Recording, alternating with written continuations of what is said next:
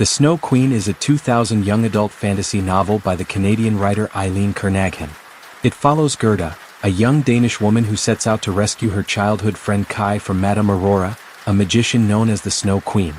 She is joined on her journey by Ritva, a young Sami woman born to a shamaness and a robber.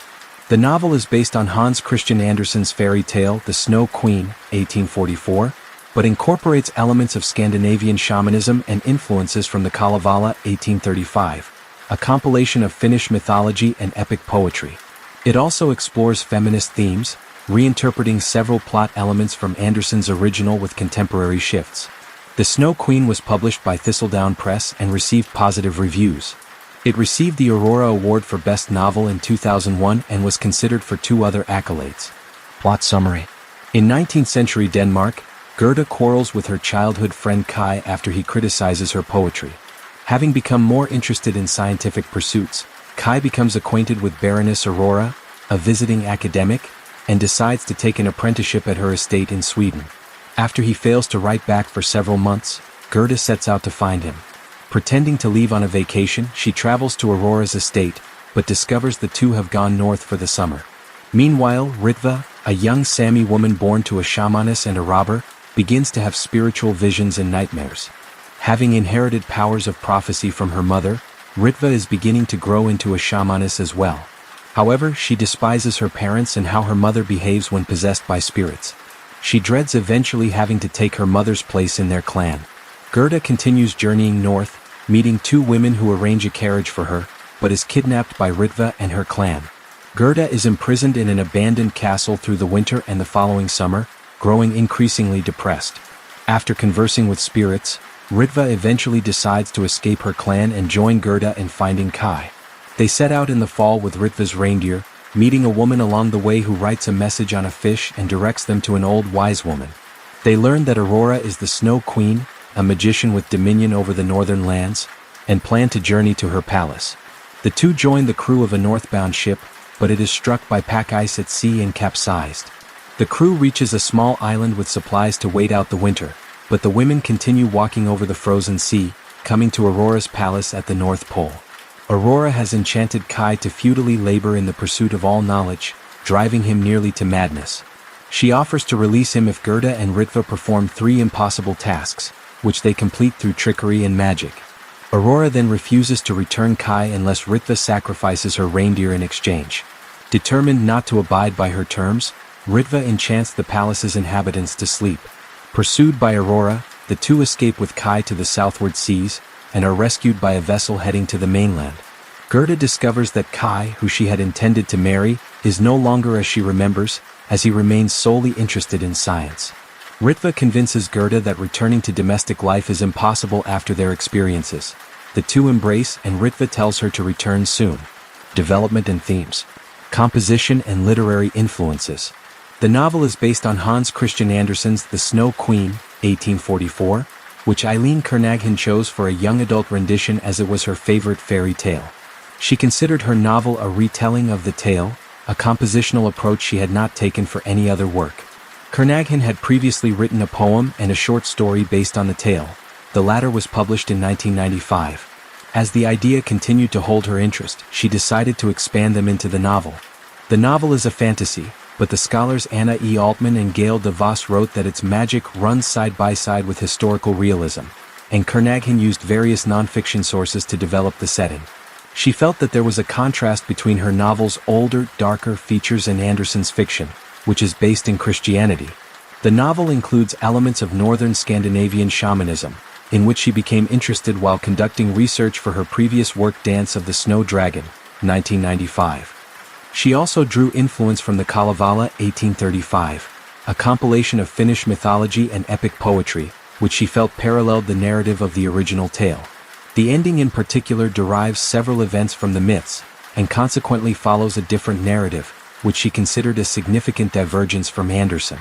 The characters are also markedly older in Kernaghan's version, adolescents rather than children, and the scholar Marianne Stauck wrote that Kernaghan reverses the originals, meaning by depicting them transitioning into adulthood rather than returning to an innocent, nescient state at the tale's end.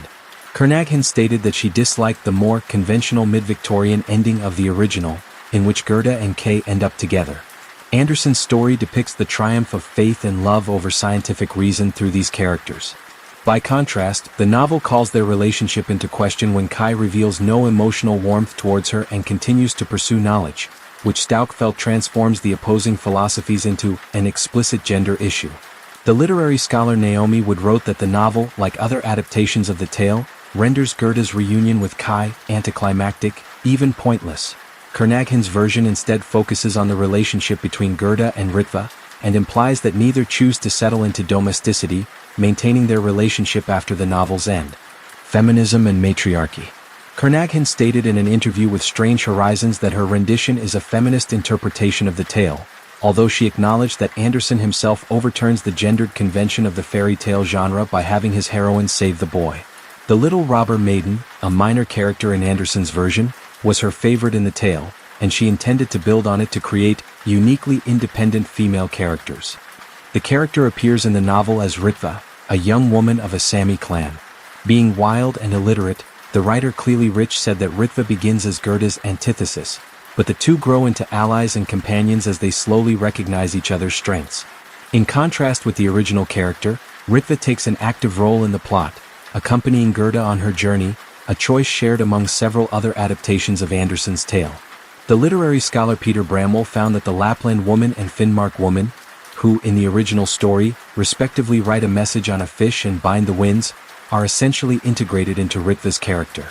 Rich found that Ritva, being aware of worlds beyond the physical, acts as a mentor to Gerda. However, Kernaghan also wanted to portray Gerda as, in many ways, the stronger of the two, through her unwavering resolve for her quest.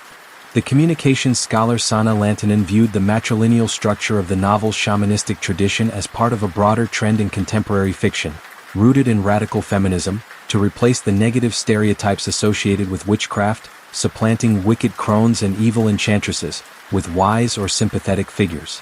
She also wrote that the women's way of life offers an alternative to the depiction of uncleanliness and debauchery that define the men of Ritva's clan. While Ritva is initially repulsed by Sami shamanism, she finds self-realization and empowerment through it, according to Bramwell. However, she rejects her cultural role as a healer for her community, disowning her matriarchal heritage in an assertion of individualism as she views her mother as an irritable hag, which Lantanen found to be a discouraging conclusion. The literary scholar Joanne Finden felt that the novel blurs the conventional boundaries between masculine and feminine by portraying women as holders of powerful positions, including those related to roles in the home. Gerda, for example, embroiders a cloth as part of a task to rescue Kai. Her initiative to pursue her love interest and employment of deception to achieve her objectives are both typically reserved for male characters in traditional tales. Ritva also communes with the heroes of the Kalevala and assumes their responsibilities when setting out against the Snow Queen. Finden saw this moment as a crossing of traditional gender boundaries, as the legendary heroes are all male. The three impossible tasks that Aurora sets the two women are rooted in the epic, and Ritva identifies herself with its legendary male shaman Vaino. Although these tasks have the trappings of a fairy tale confrontation, Finden wrote that Kernaghan's version violates gender expectations by featuring women in all roles of the conflict. Northern landscapes. Finden analyzed the Snow Queen as a depiction of the idea of North, in reference to Glenn Gould's radio documentary The Idea of North, 1967, which she considered an important aspect of Canadian identity. She also examined its imaginative geography of Arctic landscapes, based on Edward Said's concept of the human perception of environments. According to Lantanen, Kernaghan's prospective readers would view Northern Europe as a distant fairy tale country, holding the potential for supernatural events to transpire. Finden wrote that Madame Aurora, her name itself a reference to the Northern Lights, is not simply evil, but a representative of nature as an implacable force that is hostile to humans. Aurora's character also differs from Anderson's Snow Queen, and Finden found a closer similarity with the Kalevala's Hag of the North. Finden also examined the North as a metaphor for adolescent rebellion and metamorphosis. The landscapes that Gerda encounters grow increasingly supernatural as she approaches the pole, and Finden wrote that her rising unfamiliarity with her surroundings mirrors her emotional journey and search for identity as a young adult. She also felt that the huts of the Lapland and Finnmark women highlight Gerda and Ritva's growth in power on their journey. Both huts are integrated into the surrounding landscapes, which Findon found reflective of Ritva's connection to the primal power of the land, and both old women comment on Gerda's hidden strength and determination. Publication and reception. The 158-page trade paperback was published by Thistledown Press in Saskatoon, Saskatchewan, in May 2000, and received praise from reviewers in fantasy and science fiction magazines. Reviewers commended the depiction of Gerda and Ritva's relationship. The Locus reviewer Carolyn Cushman appreciated the strong foil she felt Ritva created for the milder, city-dwelling Gerda, a view echoed by the critic and writer Don DeMassa in a review for Science Fiction Chronicle, who said that their dynamic was the highlight of the novel. The writer and critic Russell Blackford, in an article for the New York Review of Science Fiction, wrote that the novel was an engaging fantasy that portrays the female protagonists supporting each other and having access to the same opportunities as men, presenting an appealing moral for an audience of teenage girls. However, he disliked the characterization of the antagonist as a woman of scientific accomplishment, which he felt was an attempt to cater to a potential anti-intellectual stance among her younger readers that he found almost completely gratuitous. Multiple reviewers praised Kernaghan's prose, including Krista V. Johansson, who found the novel's fantasy to be convincing and immersive. Stauch felt that the descriptive writing towards the end of the novel effectively heightened the suspense. In realms of fantasy, Paul D. Filippo found Kernaghan's style to be quiet, economical, but carefully considered. Denise Dumars, in a review for Cinescape, compared the novel favorably to the original tale, particularly praising the setting and depiction of Sami culture, which she found intriguing. Cushman also felt that the novel surpasses the merits of Anderson's original in several aspects, including the ending, which she found bittersweet. Lantanen, however, wrote that the Finnish elements derived from the Kalevala are not clearly delineated from the details drawn from Sami traditions, such as the presence of natural spirits and the shaman ritual of singing while beating a drum. Accolades. Aurora Awards 2001 Best Long-Form Work in English 1. Canadian Library Association 2002 Book of the Year for Children Award shortlisted. Endeavour Award 2001 Distinguished Novel or Collection longlisted.